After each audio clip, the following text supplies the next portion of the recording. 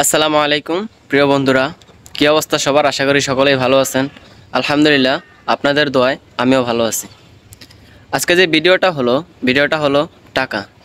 আসলে পুরুষ মানুষের জীবনে বেঁচে থাকতে টাকাটা খুবই ইম্পর্ট্যান্ট। টাকাটা পুরুষকে কামাতেই হবে। পুরুষ বেকার না থেকে ইনকাম করো। তুমি টাকা ছাড়া সবার কাছে মূল্যহীন। টাকা নাই তো তোমার কেউ নাই।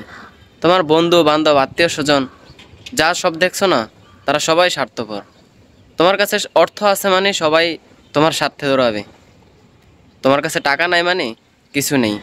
এই পৃথিবীতে তোমার বাঁচার কোনো অধিকার নেই। তুমি যেখানেই যাও না কেন, তোমার টাকা প্রয়োজন।